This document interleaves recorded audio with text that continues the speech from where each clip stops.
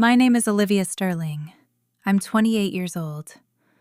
13 years ago, on a stormy October night, my father looked me in the eye and said, "Get out. I don't need a sick daughter like you." I was 15, soaking wet, with nowhere to go. The reason, my younger sister told a lie. A calculated, deliberate lie that my parents believed without question. And just like that, I was erased. 3 hours later, police called them to the hospital. I'd been hit by a car. When Dad walked into that hospital room and saw who was sitting by my bed, his hands wouldn't stop shaking. You can't be here. How did you?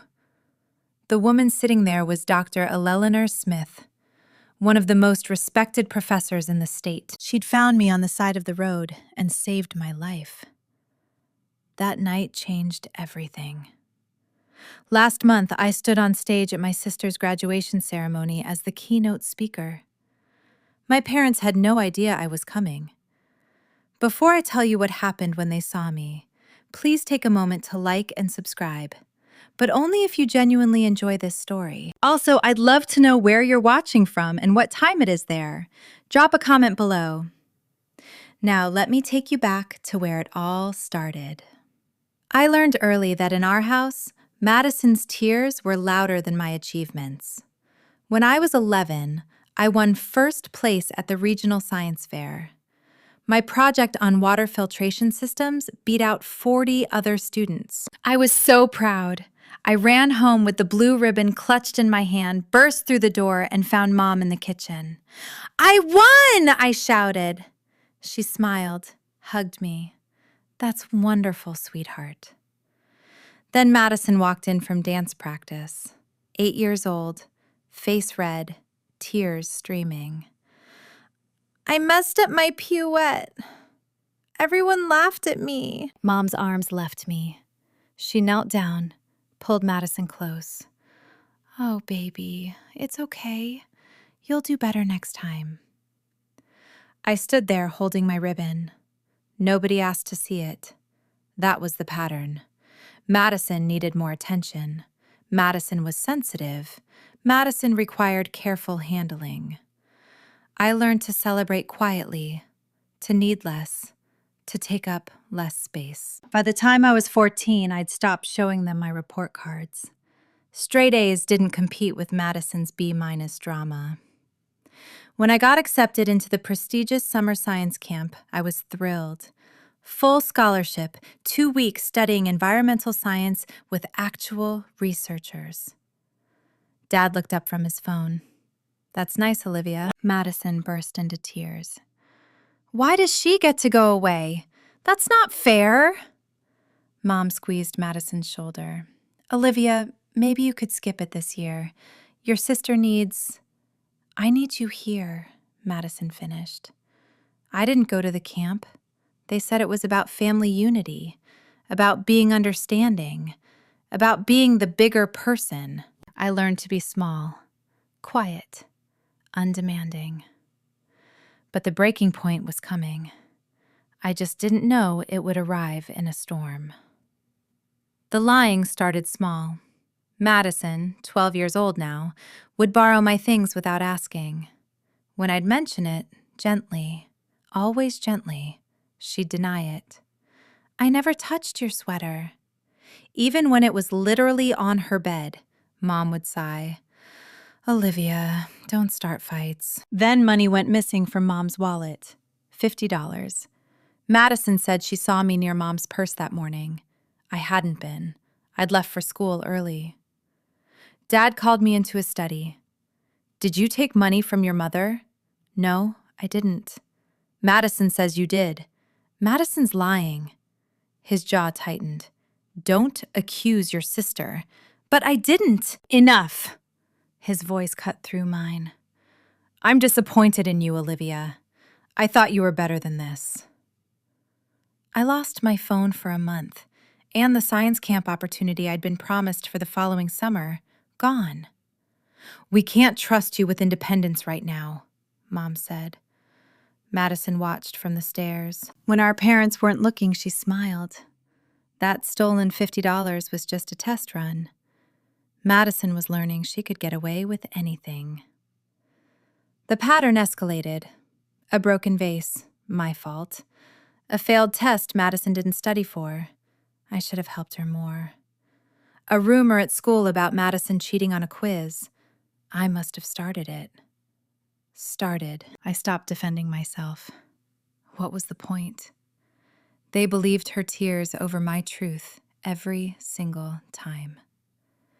By 15, I felt like a ghost in my own house, present but invisible there unless they needed someone to blame.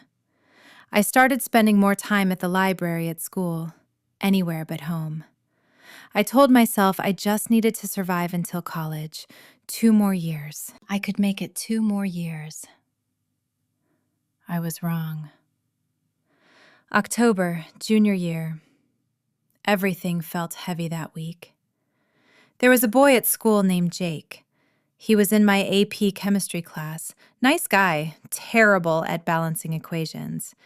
He'd asked me for help a few times, and I'd stayed after class to explain stoichiometry. That was it. Just homework help. Madison had a crush on him. Massive, obsessive crush. She'd walked past my classroom just to see him. She'd practiced writing Madison Sterling Walker in her diary.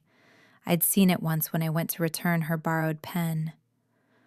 On Tuesday, Jake caught me at my locker. "Hey, thanks for the help yesterday. You really saved me." I smiled. "No problem. Maybe we could study together sometime for the midterm." "Sure, library works." "Cool." He walked away. I turned and saw Madison 20 feet down the hall, staring, her face pale. That night at dinner, she barely spoke, just pushed food around her plate. Mom kept asking if she felt okay. Madison would shrug, say nothing. I should have known silence from her was more dangerous than her tears. On Thursday, I had a visiting lecturer in my biology class, Dr. Eleanor Smith from the State University. She was talking about educational equity research. I stayed after to ask questions. She seemed impressed. "You have a curious mind," she said, handing me her card. "Don't let anyone dim that light." I smiled, thanked her, had no idea she would save my life. A week later that Friday, the storm warning started. Big one coming. Everyone was preparing, stocking up, battening down. Madison still wasn't talking to me, wouldn't even look at me.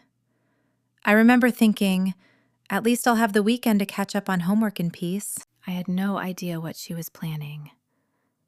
Friday night. The rain started around 6 o'clock. We ate dinner in near silence. The weather alert kept buzzing on Dad's phone. Wind advisories, flood warnings, everyone was tense. Madison picked at her pasta. I could feel her watching me.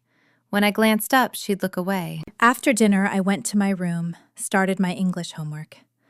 Outside, the wind was picking up. Rain hammering the windows. The kind of storm where you're grateful to be inside. Around 8, I heard crying downstairs. Madison, loud, heaving sobs. I froze, put down my pen, listened. Mom's voice, soothing. "Sweetheart, what's wrong? Talk to me."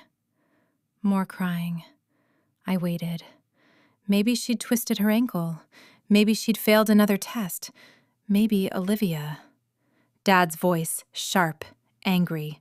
"Get down here, now!" My stomach dropped. I walked downstairs slowly. Each step felt heavy. Madison was on the couch, face buried in Mom's shoulder. Mom was stroking her hair. Dad stood by the fireplace, arms crossed, face red. "What's going on?" I asked. Madison looked up, eyes swollen, tears streaming. She looked at me, and for just a second, less than a second, I saw something else behind those tears. Something cold. Then it was gone. "Tell her what you told us," Dad said. His voice was ice. Madison's lip trembled. Why do you hate me so much? What? I stepped closer. I don't hate you. Then why? She hiccuped, sobbed. Why have you been spreading rumors about me at school? My mind went blank. What rumors? About me and Jake. About me cheating on that quiz. About me being a liar. The floor tilted. Madison. I never don't lie to her, Mom said quietly. Just don't. I didn't know what she was talking about, but I was about to find out, and it would cost me everything. I didn't spread any rumors, I said. My voice shook. I don't know what you're talking about. Madison pulled out her phone, hands trembling. Then explain this. She showed Mom a screenshot, some group chat messages I'd supposedly sent. Vicious stuff about Madison. Things I would never say. But there was my name, my profile picture. I didn't write those, I said. Someone's using my account! Stop! Dad's voice cracked like thunder. Just stop lying. I'm not! And Jake Madison whispered. You knew I liked him, but you've been flirting with him, trying to make me look stupid. He asked me for help with chemistry, that's all. That's all? Madison's voice rose. You've been staying after class with him, meeting him at the library. He told his friend he thinks you're pretty. We're study partners. You tried to steal him from me. Madison was standing now. And last week you pushed me on the stairs. Look. She pulled up her sleeve, a bruise on her forearm, dark purple. I stared. I never touched you. You did, Mom. She did. I didn't want to say anything because I thought maybe she was just stressed. But Mom stood up, moved between us. Olivia, this is serious. If you hurt your sister, I didn't. Then how did she get that bruise? Dad demanded. I don't know. Maybe she did it herself. The words hung in the air. Madison's eyes went wide, fresh tears. You think I'd hurt myself just to frame you? Yes, I was shouting now, desperate. Yes, because you do this. You lie. You've been lying about me for years. Dad took a step toward me. Is this true, Olivia? You've been bullying your sister, making her life miserable? No.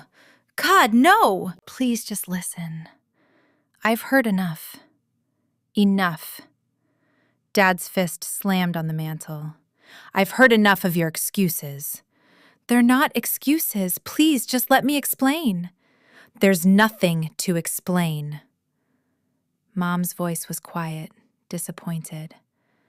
I thought we raised you better than this. Madison sobbed into her hands, the perfect picture of a victim. I looked at her, really looked at her. And for a moment, she looked back. And she wasn't crying anymore. Her eyes were dry, calculating. You're lying, I said, barely a whisper. I'm not, she said, and her voice didn't shake. You are. You made all of this up. Olivia, Mom started. She's lying.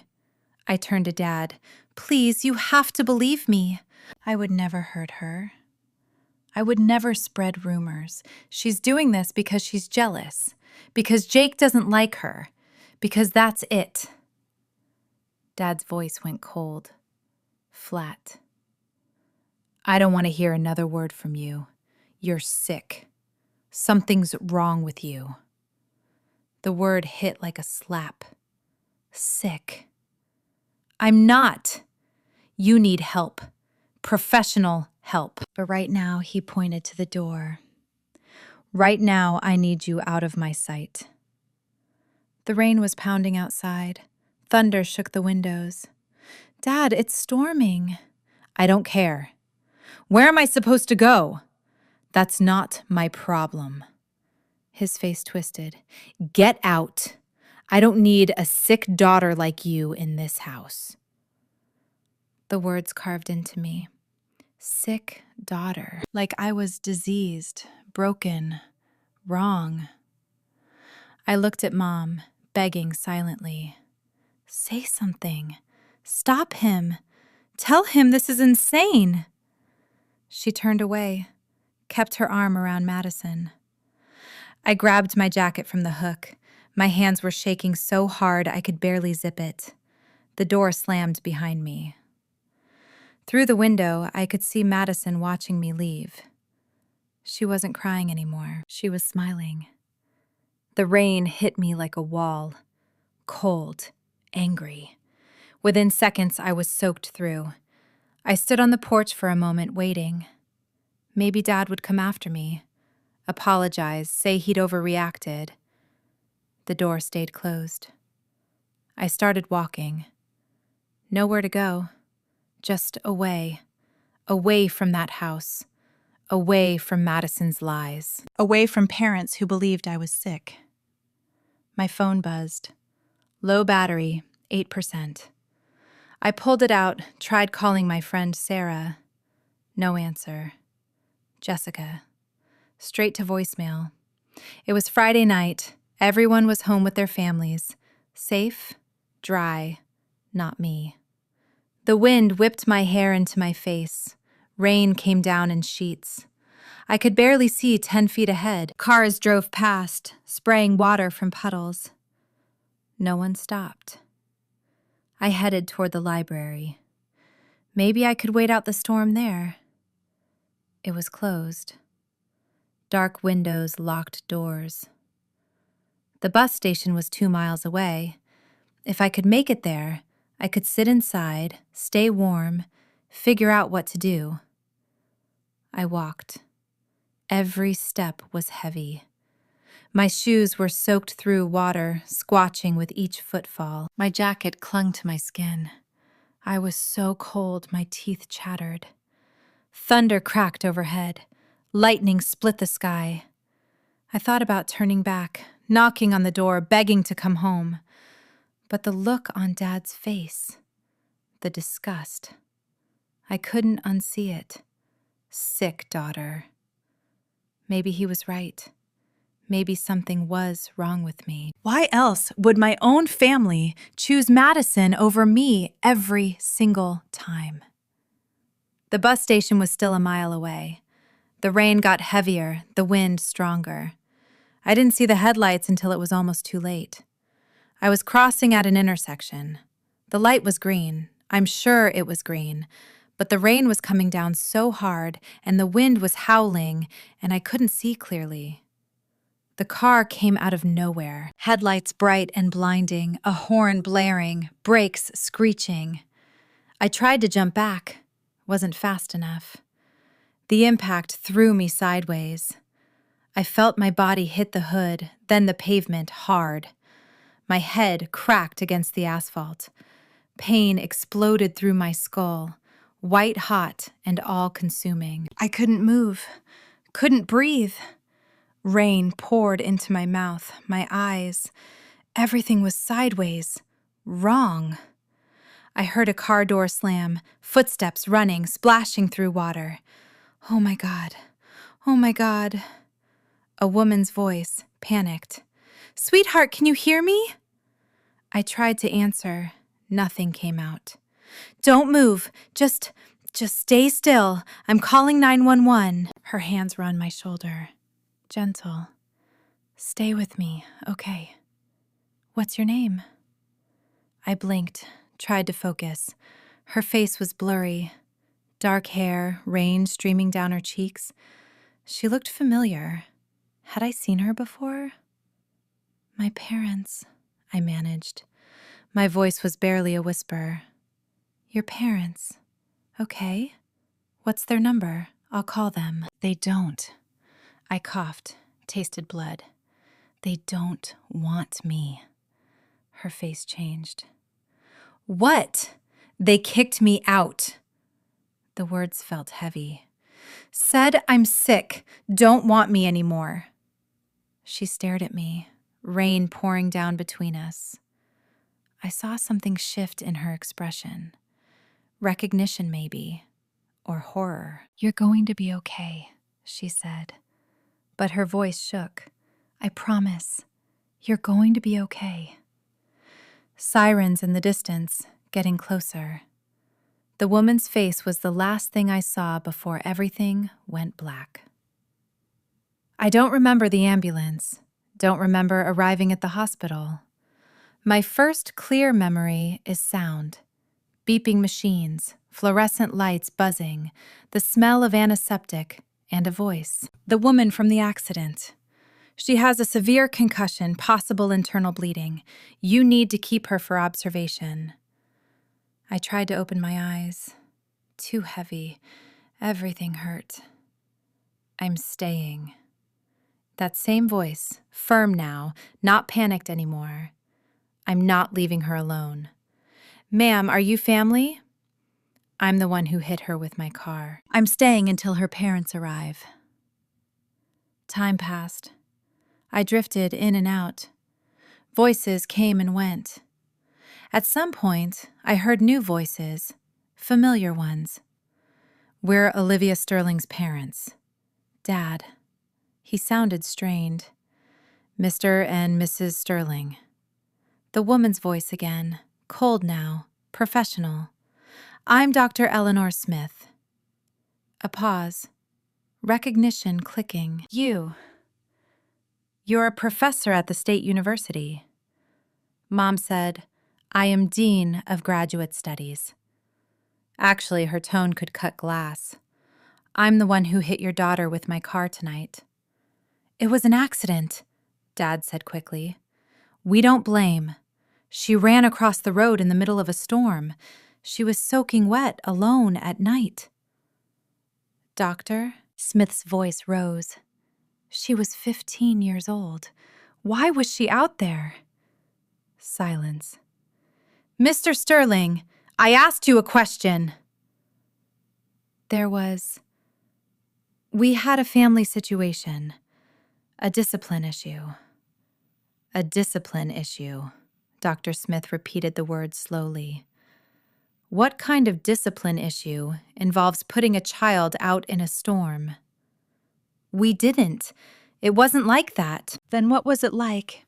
"Because your daughter told me something before she lost consciousness. She said her parents didn't want her anymore. She said you told her she was sick." More silence. "You're lying." Madison's voice, small, scared. "Olivia's making that up. She was barely conscious." She wasn't making anything up. I heard footsteps. Someone walking away from my bed. Dr. Smith's voice further. "Now I need to speak with a social worker." "Now that won't be necessary." Dad's voice trying to sound authoritative, failing. "We're her parents. We'll handle this from here." "With all due respect, sir, you've handled it enough. This is a private, family matter." The moment you sent a minor out in a storm, it stopped being private.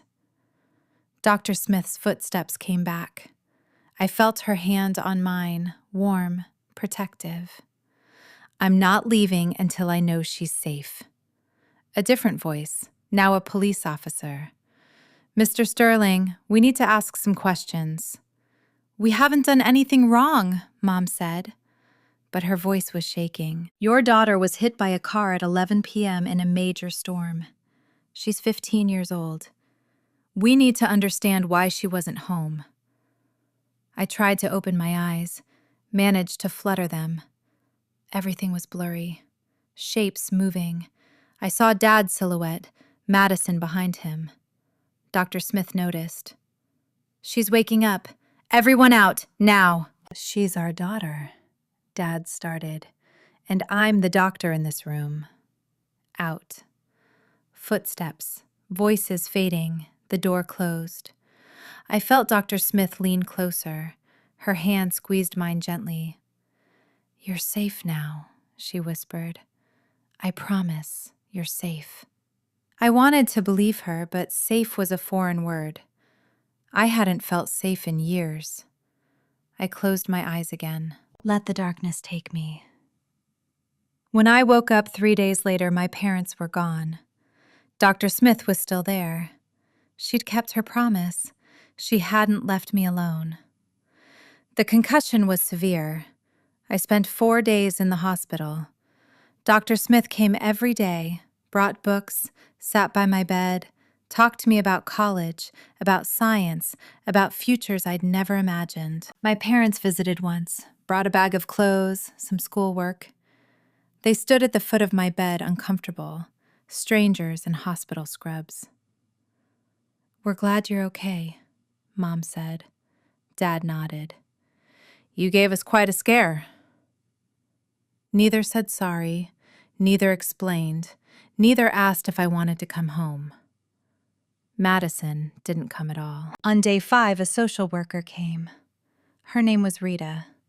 She had kind eyes and asked questions in a gentle voice about my home, my family, what happened that night. I told her everything. Madison's lies, my parents choosing her, the words sick daughter. Rita listened, took notes. "Olivia, you have options. You don't have to go back." "Where else would I go, doctor?" Smith knocked on the door, stepped in. "She could stay with me." I stared at her. "What? Foster placement. Temporary until we figure out something permanent if you want." She looked at Rita. "I've already started the paperwork." "Why would you do that?" My voice cracked. "You don't even know me." Dr. Smith sat on the edge of my bed. "Because someone once did it for me." When I was 17, my family kicked me out. A teacher took me in, changed my life. She touched my hand. "You're brilliant, Olivia. You have potential most kids never dream of. Don't let anyone tell you you're sick. Don't let anyone dim that light." I started crying, couldn't help it. "I'll understand if you want to go home, doctor," Smith said softly. "But if you want something different, I'm here." I made my decision in that hospital room. I chose different. 6 months later, I was a different person. Same name, different life. Dr. Smith's house was quiet, organized, full of books and plants and soft classical music. She gave me the guest room, said I could decorate however I wanted. I transferred schools, started fresh. No one knew about Madison, about my parents, about being the sick daughter. I was just Olivia, smart, focused, finally free to breathe. Dr. Smith, Eleanor, she insisted I call her, exposed me to a world I'd never seen. University lectures, research symposiums, dinners with professors discussing policy and equity and change. "Education is freedom," she'd say. "Knowledge is power. No one can take that from you." I threw myself into school. Straight A's weren't just grades anymore. They were proof. Proof I wasn't sick, wasn't broken, wasn't wrong. Eleanor taught me about grant writing, about scholarships, about systems that help kids like me, kids from difficult situations, kids who need a second chance. "You're going to do something important someday." She told me once we were having dinner, pasta and salad, normal, safe. I can see it. I thought about my old family sometimes, wondered if Madison ever told them the truth, if Dad ever regretted those words, if Mom ever stood up for me. But mostly, I didn't think about them at all. I heard things through mutual friends. Madison was doing fine still, the golden child, still the center of attention. My parents had removed all my photos from the house like I'd never existed. Good, I thought. Let them erase me. I'm building something better. By my senior year, I had a plan. College major in education policy. Build something that would help kids who fall through the cracks, kids whose families fail them. I was going to turn my pain into purpose.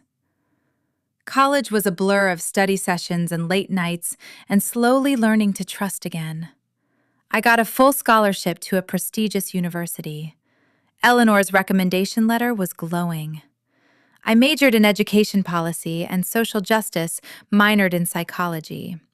I wanted to understand systems, why some kids got help and others fell through cracks wide enough to swallow them whole.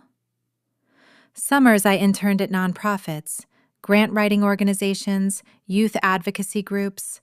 I learned how money moved, how programs started, how to turn empathy into action. I graduated summa cum laude. Eleanor cried at my ceremony. "I'm so proud of you," she whispered. "So incredibly proud." I got hired immediately as a research coordinator at a university education department. Eleanor's University, actually. Different building, professional distance, but still connected. At 25, I had an idea. A scholarship program for students from difficult family situations. Kids who'd been kicked out, abused, neglected kids who needed a second chance. I called it the Second Chances Scholarship. Original, I know, but clear. Eleanor helped me write the grant proposals. We secured funding from 3 organizations, launched the program at one university as a pilot, then 2 universities, then 5. By the time I was 27, we'd awarded over $200,000 in scholarships, helped 47 students stay in school, stay alive, stay hopeful. Media started paying attention. Local newspapers, education journals. I gave interviews, spoke at conferences. Always told my story vaguely. A 15-year-old girl who was told she didn't belong. Never named names. One day, my colleague David Brooks knocked on my office door. "Olivia, you're being considered for keynote speaker at a graduation ceremony." "Which university?" "Riverside State University." My stomach dropped. I stopped, breathed. "That's my sister's school." David blinked. "You have a sister?" "Not anymore," I said quietly. "But yes, she graduates this spring." David sat down. "Do you want me to decline on your behalf?" I stared at my desk. My hands, the scholarship application stacked in neat piles. 47 students. 47 second chances. "What's the theme?" I asked. "Resilience and educational equity," President Walsh specifically requested. "You said your work embodies everything the ceremony should represent." My work? The scholarship program, born from being thrown away, from being called sick. Would I have to? I paused. Would I have creative control over my speech? Complete control. They just want you there. I thought about Madison, sitting in her cap and gown, smiling, probably bragging about her perfect family, her supportive parents, her only child status. I thought about my parents in the audience, proud, oblivious, still believing they'd made the right choice 13 years ago. I thought about standing on that stage, telling my story, not for revenge, for closure. "I need to talk to Eleanor," I said. That night over dinner, I laid it out. They have no idea I exist in this capacity, no idea I built this. They probably think I'm dead or homeless or I stopped. I don't know what they think. Eleanor set down her fork. "What do you want to happen?" "I want to close the chapter properly, not with anger, with truth. And if they're hurt, they hurt me first." I met her eyes. "I'm not doing this for revenge. I'm doing this because my story matters. Because showing them who I became despite them, that's not vindictive. That's honest." Eleanor reached across the table, squeezed my hand. "Then do it on your terms, with your head held high. Show them who you are now." I called David the next morning. "Tell President Walsh I accept." I didn't see Madison in person, but I heard things, saw things. Social media makes ghosts visible. She posted constantly. Her senior year was documented in filtered photos and carefully curated captions, brunches with friends, study sessions that looked more like photo shoots. The perfect college experience. Can't believe I'm graduating in 2 months. One caption read, "So grateful for my parents who supported me every step of the way. Hatch blessed hash family first." The comments poured in. "You're amazing. So proud of you. Your parents raised you right." I scrolled through her profile once, just once. Morbid curiosity. There were no photos of me, no mentions of a sister in her digital universe. I'd never existed. One post caught my attention. Madison at dinner with our parents. Big smiles, wine glasses raised, celebrating my graduation with the two best people in the world. Love you, Mom and Dad. Dad looked older, gray at the temples. Mom looked tired, but they looked happy, proud. I closed the app. Through old acquaintances, people I'd known before the storm, I heard Madison was excited about graduation, big ceremony. All her friends would be there. Her parents were throwing a party afterward. "The keynote speaker is supposed to be really good," one friend posted in a group chat. I was still accidentally part of some researcher who started a scholarship program. "Should be inspiring," Madison had replied. Ugh, those speeches are always so boring, but whatever. It's my day. I smiled at that, took a screenshot, saved it. Not for revenge, just for proof that she had no idea, no clue what was about to happen. I wondered if she'd recognize me. 13 years was a long time. I'd changed, grown up, become someone else entirely. Guess we'd find out. I wrote my speech over 2 weeks. Drafted, revised, cut, added, read it aloud to Eleanor a dozen times. "Don't mention names," Eleanor advised. "Tell the story. Let people connect the dots themselves." The speech opened with statistics, educational inequity, students who fall through systemic cracks. Then it shifted. Personal. At 15, I was told I didn't belong, that something was wrong with me, that I was too broken to keep. I practiced in front of the mirror, watched my face stay calm, composed, professional. But someone saw potential instead of problems. Someone gave me a second chance, and that changed everything. No tears, no anger, just facts, just truth. David arranged everything. Parking credentials, my name in the program. Olivia Sterling, director of Second Chances Scholarship Program. The night before, I couldn't sleep. Lay in bed, staring at the ceiling, thinking about Madison. About Dad's voice saying, "Sick daughter." About Mom turning away. Was I doing this for the right reasons? Eleanor knocked softly, came in with tea. Sat on the edge of my bed like she had 100 times before. "Second thoughts?" she asked. "Just thoughts." "You're not the girl they threw away, Olivia. You're the woman who built herself back up. Remember that tomorrow." I sipped the tea. Chamomile. "Honey, will you be there?" "Front row, always."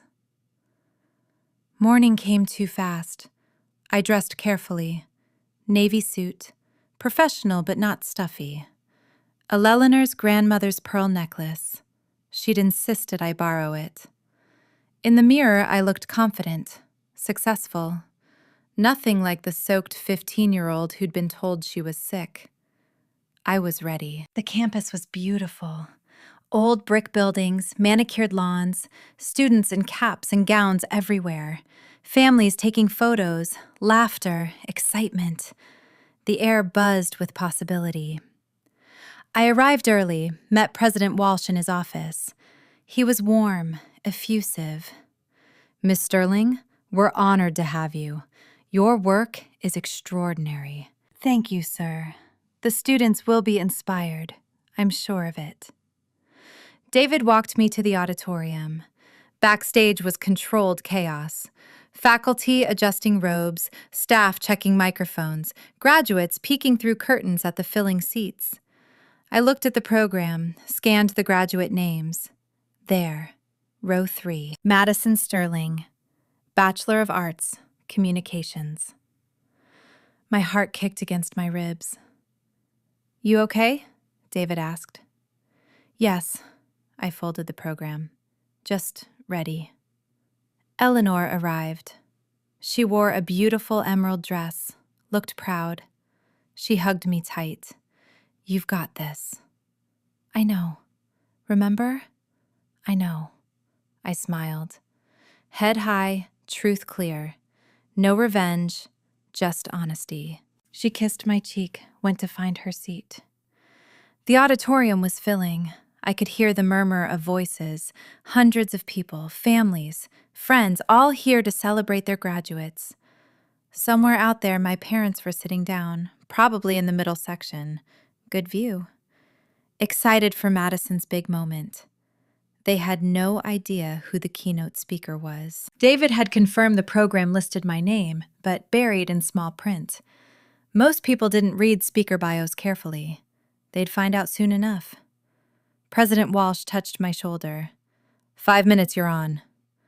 After the opening remarks, I nodded, breathed, smoothed my suit. From the wings, I could see the stage, the podium, the microphone, hundreds of faces beyond the lights. It was time. Wait before I tell you what happened when I stepped on that stage. I need to ask. Have you ever been in a situation where your family doubted you, but you proved them wrong? Drop a yes or no in the comments. And if you're enjoying this story so far, please hit that like button. It really helps this story reach others who might need to hear it. Okay, now back to the ceremony. This is where everything changed. President Walsh stepped to the podium. The crowd quieted. "Welcome, graduates, families, and honored guests. Today we celebrate achievement, resilience, and the boundless potential of our students." Applause, cheers. Our keynote speaker embodies these values. She's dedicated her career to ensuring that every student, regardless of circumstance, has access to opportunity. Please welcome the director of a Second Chances Scholarship Program, Ms. Olivia Sterling. The auditorium erupted in polite applause. I stepped into the light. The stage was massive. Podium, centered microphone waiting. Beyond the front row faces blurred into a sea of caps and gowns. I walked with measured steps, confident, calm. My heels clicked against the stage floor. And then I saw them. Row 3 Madison, cap and gown, honor cords around her neck. She was clapping, smiling, turned halfway to whisper something to the girl beside her. Then she looked up, saw me. Her hands froze mid-clap. Her smile faltered. Confusion crossed her face. Then recognition. Then shock. Her mouth opened slightly. No sound came out. Behind her, row 8. Mom and Dad still clapping, not looking closely yet. Just polite audience members applauding a speaker whose name they hadn't registered.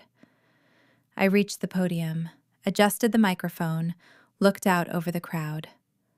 Madison's face was pale, staring. Her friend nudged her. "You okay?" Eleanor sat front row, stage right. She nodded, once small, encouraging. I gripped the podium edges. "Good morning. Thank you, President Walsh, for that generous introduction." My voice carried, clear, strong, amplified across hundreds of people. Dad's head jerked up.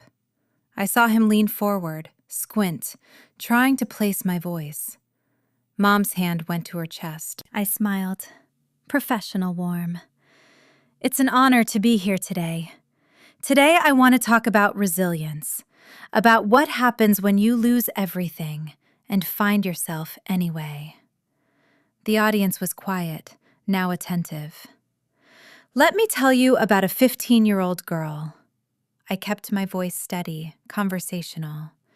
She was told she didn't belong, that something was fundamentally wrong with her, that she was too broken to keep. Mom's hand gripped Dad's arm. I could see it even from the stage. One night, in the middle of a storm, she was put out, told to leave, told she wasn't wanted anymore. Whispers rippled through the crowd, uncomfortable, shifting. She wandered alone in that storm for hours. No phone, no money, no place to go. She was hit by a car, nearly died. Madison had gone completely still, frozen. Her face was white. But someone stopped. Someone helped. Someone saw potential where everyone else saw problems. Eleanor's eyes were bright, proud. That person became her family, her mentor, her mother in every way that mattered. I paused, let the words settle. That 15-year-old girl was me. The auditorium went silent. You could have heard a pin drop. Dad stood up halfway. Mom pulled him back down. Both of them staring, mouths open. Madison looked like she wanted to disappear through her chair. Students around her whispered, pointed. Her friends looked confused, concerned. I'm here today because Dr. Eleanor Smith, I gestured to Eleanor, didn't give up on me when my own family did. She taught me that rejection isn't the end. It's a beginning. More whispers spreading like wildfire. The Second Chances Scholarship was born from that experience. It exists for students who've been told they're not enough, who've been dismissed, abandoned, cast aside. I looked directly at Madison, made eye contact. Because being rejected doesn't define you. What you do afterward does. Today, that scholarship has helped 47 students. My voice stayed level, clear. Students like the girl I used to be. A woman in the back whispered loudly, "Is that really her?" Family, I continued, professional, unshaken. I learned something important in those years after the storm. Family isn't always biology. Sometimes it's choice. Sometimes it's the people who choose you when others walk away. Eleanor wiped her eyes, smiled at me. I learned that you don't need everyone to believe in you. You just need one person. One person who sees past the surface, past the accusations, past the lies. Madison's face crumpled. She looked down, shoulders shaking. Her friends had stopped whispering. They were staring at her now, connecting dots. And I learned, I gripped the podium, that success isn't about proving people wrong. It's about building something meaningful despite them. Dad's hands were trembling. He looked like he wanted to run, leave, escape. Mom was crying silently, mascara running. So, to the graduating class of Riverside State University, I leave you with this. Your worth is not determined by who stays. It's determined by how you grow after they leave. I paused. Let that land. You will face rejection, disappointment, people who underestimate you. That's guaranteed. I looked across the sea of graduates, young faces hopeful. But you get to decide what happens next. You get to choose who you become. Standing ovation slowly at first, then building, students standing, faculty, families, not everyone. Dad stayed seated, pale hands over his face. Mom stood mechanically, clapping weakly, tears streaming. Madison didn't move, sat frozen, staring at her lap. I stepped back from the podium. President Walsh was beaming. "Thank you, Miss Sterling. That was powerful." I walked off stage back into the wings and I breathed. The ceremony continued. President Walsh returned to the podium, started calling names. I stayed backstage, watched through the gap in the curtains. The energy had shifted. Students walked across stage to receive diplomas, but the applause was distracted, uneven. People were still processing my speech, talking, pointing, checking their phones. Madison Sterling, Bachelor of Arts, Communications. Madison stood, walked to the stage. Her smile was tight-forced. Her hands shook as she accepted the diploma. The applause was thin scattered. Some people clapped enthusiastically, her close friends probably, but others didn't clap at all, just watched, whispered. She walked off stage quickly, disappeared into the crowd of graduates. I saw her friends huddled around her, talking urgently. Madison shaking her head, trying to explain something, failing. Dad and Mom sat rigid, not talking, not moving, just staring straight ahead. After all the names were called, President Walsh closed the ceremony. Congratulations to the class of 2026. Caps flew, cheers erupted, families rushed forward. I slipped out a side door. Met Eleanor in the reception area outside the auditorium. You did it, she said, hugged me tight. I did. How do you feel? I thought about it. Free. David appeared. Olivia, that was... wow. He looked flustered. I had no idea. Your family. Are you okay? I'm fine. They're asking to see you. Who? Your parents. They're at the side entrance. They want to talk. My stomach tightened. Do I have to? David shook his head. Absolutely not. I can have security in. No, I straightened. I'll talk to them on my terms. 5 minutes. That's it. Eleanor squeezed my hand. I'll be right here. I walked toward the side entrance, toward the family I'd left behind 13 years ago. They stood by a pillar. Dad's face was gray, Mom's makeup smeared. Madison hovered behind them, eyes red. I stopped 3 feet away. Professional distance. You wanted to talk? Dad's mouth opened, closed. Olivia, we didn't know you'd be here. I'm sure you didn't. You look... Mom's voice broke. You look... well. I am well.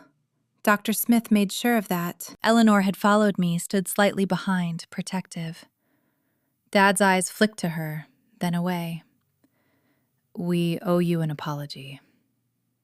You owe me a lot more than that. My voice was calm, level. But an apology is a start. We made a mistake, Mom said. A terrible mistake. We should have listened.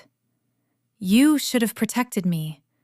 That's what parents do. They protect their children. I kept my hands at my sides, didn't cross my arms, didn't close off. You chose Madison's lie over my truth. You called me sick, threw me out in a storm. Madison flinched, tears rolling down her face. We were wrong, Dad said, his voice cracked. I was wrong. I've got Olivia. I've regretted that night every day for 13 years. Good. The word hung there sharp. Can we talk? Mom reached toward me. Privately, as a family. We're not a family. I said it gently. Not cruel, just factual. You made that clear 13 years ago. But we can fix it, Dad said desperately. We can. We want to fix it. Please. There's nothing to fix. You made your choice. I made mine. We're done. Olivia. Madison's voice. Quiet. Broken. I'm sorry. I was 12. I was stupid. I didn't know. You were old enough to know what you were doing. David appeared with a folder. Olivia, these are the scholarship applications for next semester. President Walsh wanted you to have them before you left. He handed me the folder. Official university letterhead, my name, my title, photos of scholarship recipients, testimonials. Dad's eyes fixed on it. You really did all this? Yes, despite everything. Mom took the folder, gently opened it, read. Her face crumpled. 200 students, 47 so far, but we're expanding. You're a director, senior director. As of last month, I took the folder back. I work with 5 universities. We've granted over $200,000 in scholarships to students from difficult situations. President Walsh joined us, oblivious to the tension. Miss Sterling, that was the best keynote we've had in years. The students are still talking about it. Thank you, President Walsh. He turned to my parents. Are you Olivia's family? You must be so proud. Silence. They are, Eleanor said smoothly. Aren't you, Mr. Sterling? Dad's jaw worked. Yes, very proud.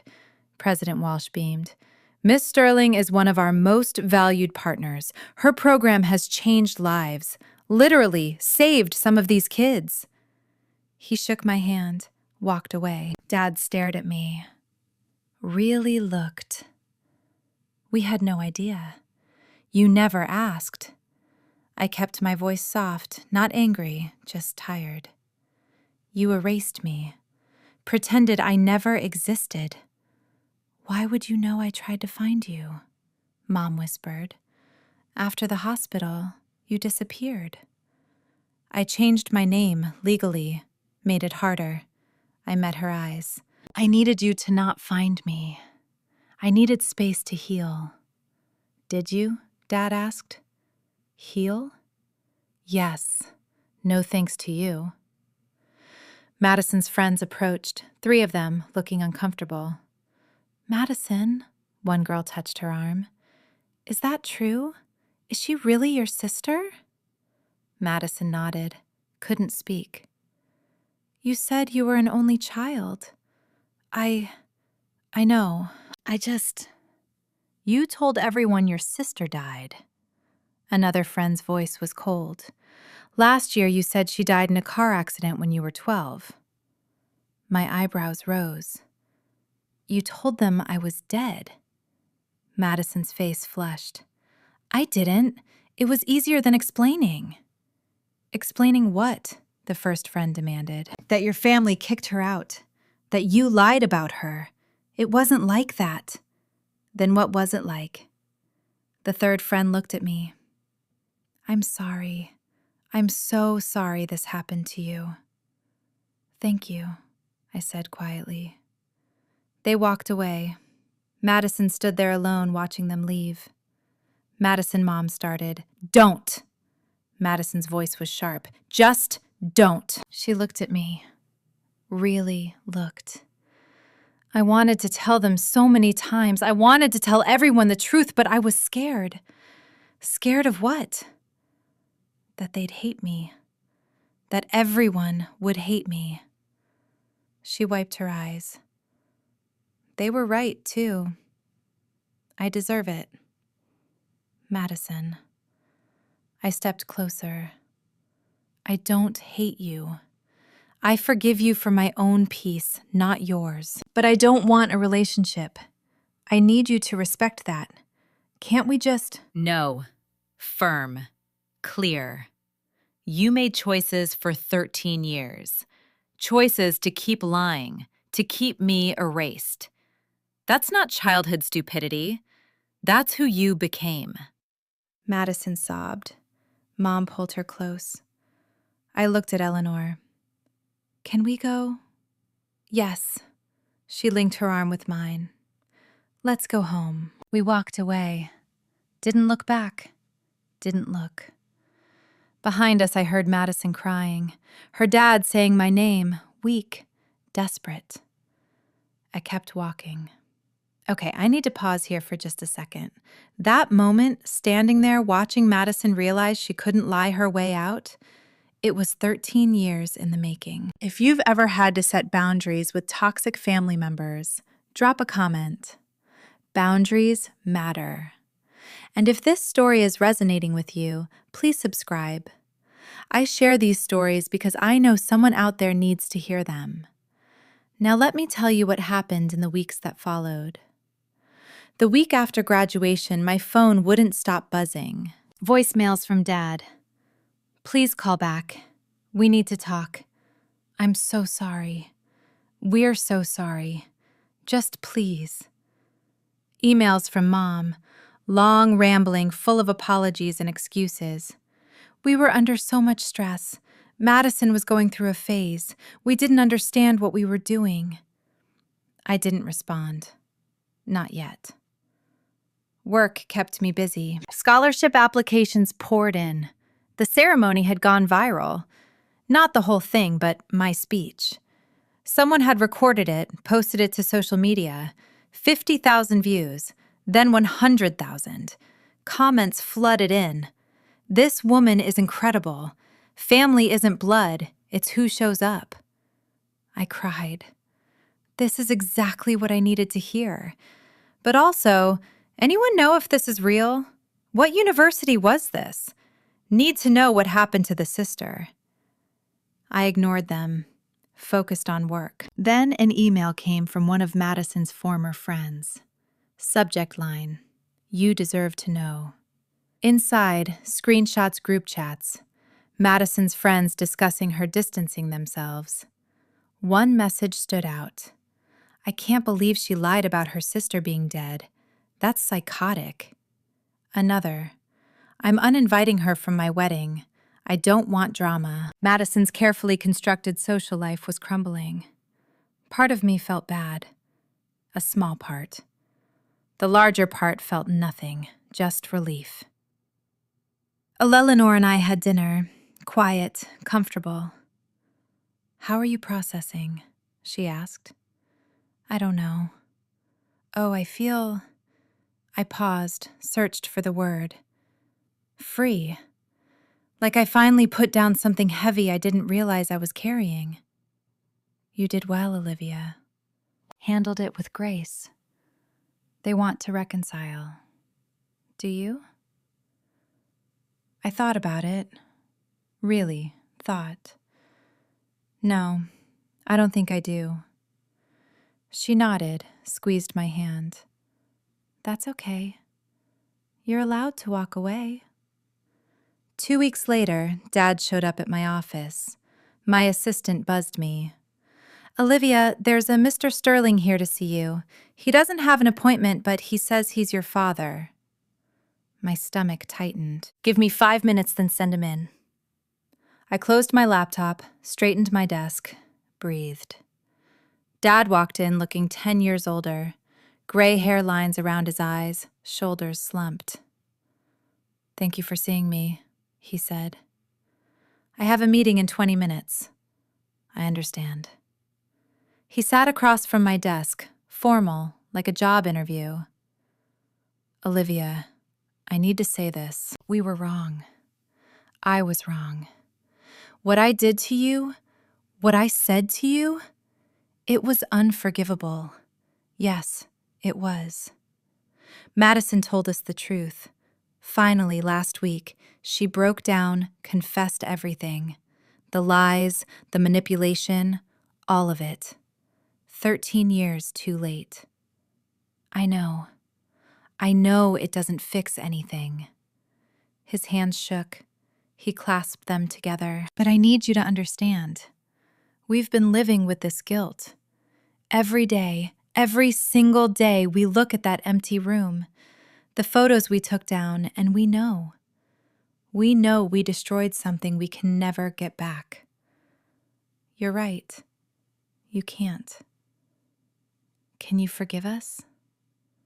I leaned back, considered. "Forgiveness isn't the issue, Dad. Trust is, and that's broken, shattered. You believed Madison's lies over my truth. You called me sick. You threw me out in a storm. I know. You don't know. My voice stayed calm, quiet. You don't know what it's like to be 15 and homeless in a storm. To be told by your own father that you're too broken to love. You'll never know. Tears rolled down his face. What can I do? Tell me what I can do. Nothing. There's nothing you can do. It's too late. 3 days later, an email arrived. Subject, I'm sorry. From Madison. I almost deleted it, finger hovering over the trash icon, but curiosity won. Olivia, I know you don't want to hear from me. I know I don't deserve your attention, but I need to say this. I was jealous. So jealous of you. You were smart and capable, and people liked you without you even trying. I had to work for every bit of attention I got, and it still wasn't enough. You were always better. When Jake liked you instead of me, I snapped. I planned the whole thing. The screenshots, the bruise, everything. I knew Mom and Dad would believe me. They always did. I didn't think it would go that far. I didn't think Dad would actually throw you out. When I saw you walking into the storm, I felt sick, but I couldn't take it back. I was too scared, too proud. I've spent 13 years lying to everyone, to myself. I told people you died because it was easier than admitting what I did. I destroyed your life. I know that.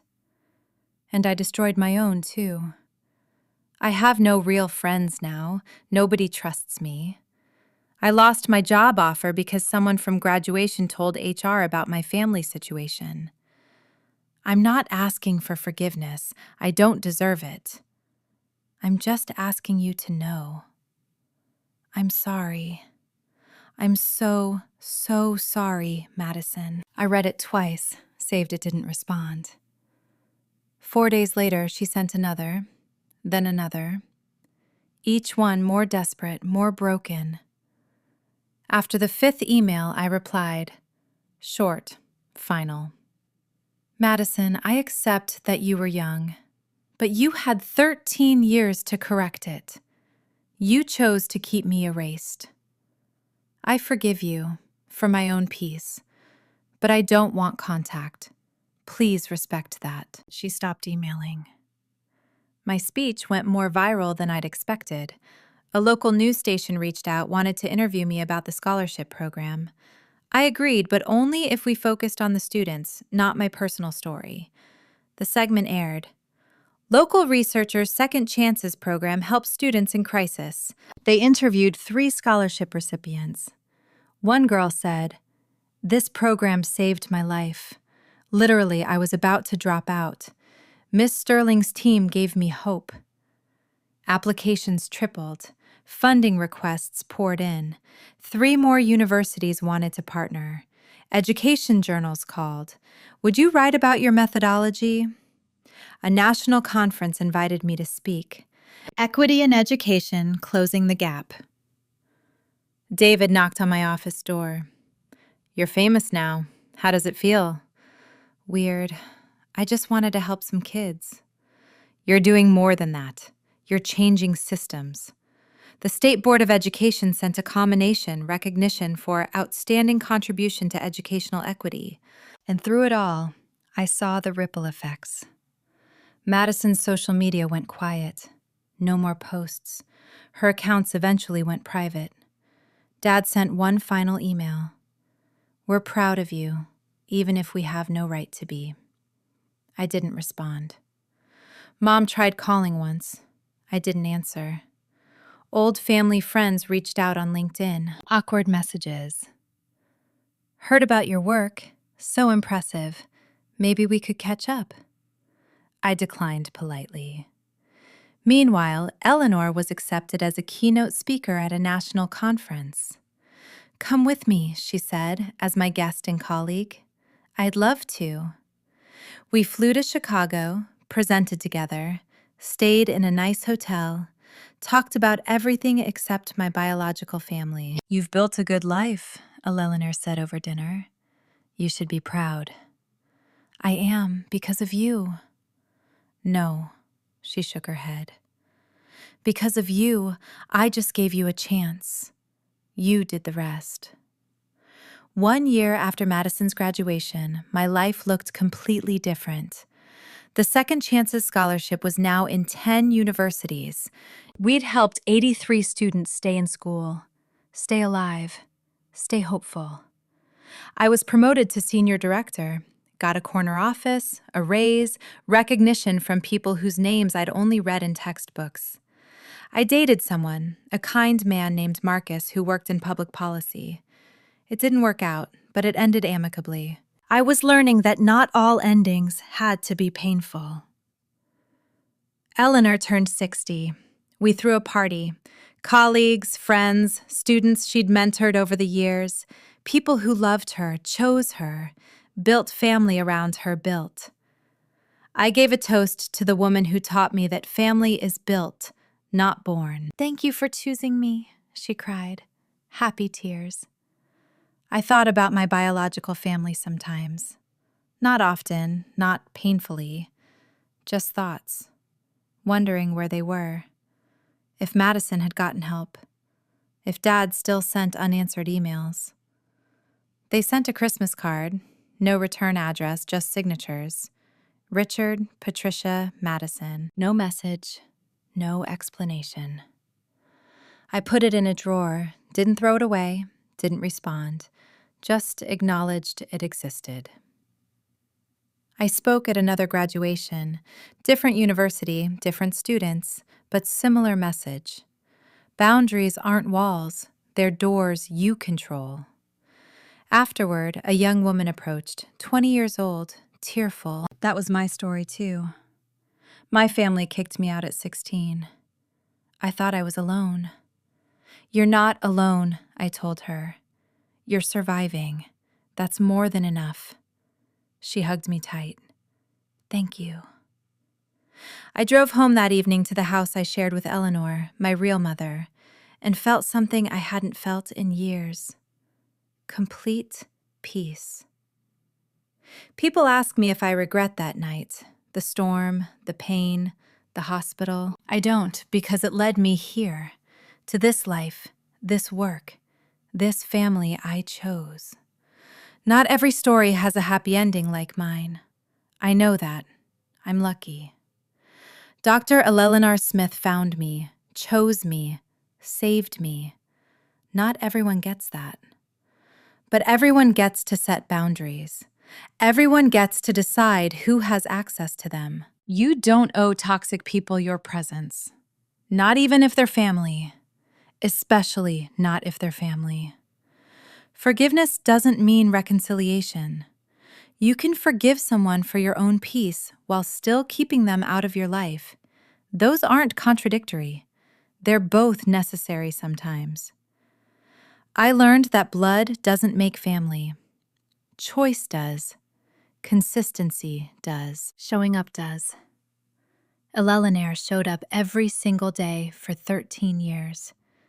She earned the title Mom. My biological parents, they showed up. Once, failed, never tried again. That tells you everything. I learned that success isn't about proving people wrong. It's about building something meaningful, despite them. The scholarship program wasn't revenge. It was purpose. It was turning my pain into something that helps others. That's the difference. Revenge seeks to hurt. Purpose seeks to heal. I learned that your worth isn't determined by who stays. It's determined by how you grow after they leave. Some people will always underestimate you, reject you, tell you you're too broken, too sick, too much, or not enough. That's their limitation, not yours. You get to decide what happens next. You get to choose who you become. I chose to become someone who helps kids like me, kids who need a second chance, kids who deserve to know they're worth saving. That's my legacy. Not the family that threw me away, but the family I built afterward. So that's my story. The storm that almost destroyed me became the catalyst for everything I built. I'm 28 now. Same age as when I started telling you this, but I feel older, wiser, whole. My parents' names are still in my phone. I haven't deleted them, but I haven't called either. They exist in my past, not my present, and definitely not my future. Madison sends me a message every few months. Short, apologetic. Thinking of you, hope you're well. I read them, don't respond. Maybe someday I will. Maybe not. Either way is okay. Dr. Eleanor Smith is mom now. Not Dr. Smith, just mom. She's the emergency contact on every form. The person I call when something good happens. The one whose opinion matters. Blood didn't make her my mother. Choice did. 13 years of showing up, of believing in me, of loving me when I couldn't love myself. That's family. Every year on October 15th, the anniversary of that storm, I drive past my old house, not to punish myself, not to wallow, just to remember. I park across the street, look at those windows, that door, and I think, that girl survived. She survived being called sick, being thrown away, being told she was too broken to love. And she didn't just survive, she thrived. If you're in a storm right now, metaphorical or real, know this. You can survive it. You can even thrive after it. Just because someone gives up on you doesn't mean you give up on yourself. Set your boundaries, choose your family, build your purpose, and never, ever let anyone tell you you're too sick, too broken, or too much. You're exactly enough. Thank you for listening. You matter. Thank you so much for staying with me until the end. If this story helped you in any way, please hit that like button and subscribe. Your support helps these stories reach others who need to hear them. And if you want more stories like this, check the description below. I've linked similar videos there. Remember, you define your worth, nobody else. Take care of yourself. I'll see you in the next story.